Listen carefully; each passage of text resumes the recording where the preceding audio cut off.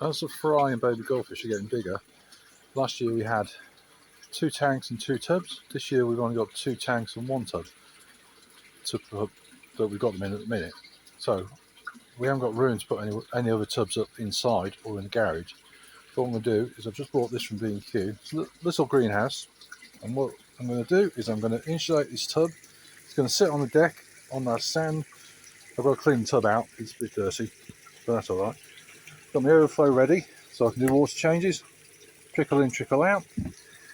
The bigger fry that are in the bigger baby goldfish that are in the garage are going to go in here, and then the bigger goldfish that are in the 2 glass tanks inside, they're going to go into the garage to grow on from there. These should be perfectly happy in here. I'm going to insulate it with 100mm insulation, bottom and sides, and then obviously they're going to have protection from this little greenhouse. I won't be heating it, they should be perfectly fine in there.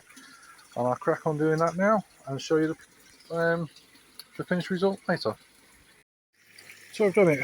Greenhouse is up, quite easy to put together. 45 quid from B&Q.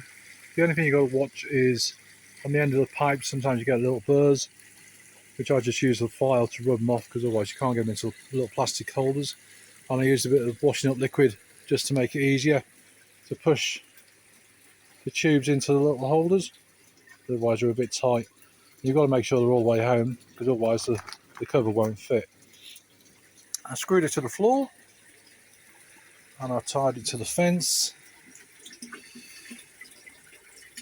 twice on each side, so it shouldn't go anywhere. The tub is insulated, as you can see. This is thermal wrap.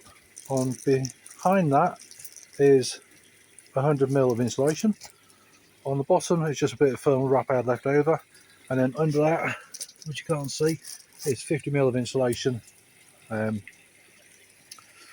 the next, we're not going to run the overflow this time, but in the spring we'll set this up properly and we'll use overflows then. I've sealed it all up because the last thing we want is mice nesting in the 100mm insulation.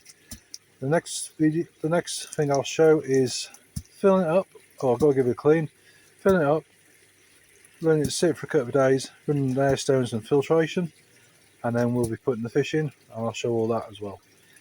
I think that's it for now. I'll see you later. Survived the night and the high winds this morning and the heavy rain. So we'll just go and look. I've moved the fish already. It's got zippers on it on the door, which is really cool. And you can roll the door up if you want to. So as I said, I've moved the fish already. Put water in the tank yesterday from a 3-stage dechlorinator. It's got 3 sponge filters running on it. And the camera focuses. It's a little bit dirty in the bottom, but trying to give them a bit of food, but they're still a bit skittish. So I think they'll do alright in here. They'll have to do alright because there's nowhere else to put them for the time being. But at least they'll get natural sunlight, which should improve their colours.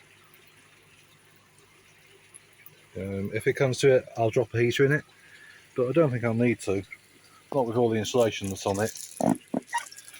Once the sun gets on this greenhouse and gets trapped inside, it should do the job. Anyway, I'll put them away for now. Zip it back up.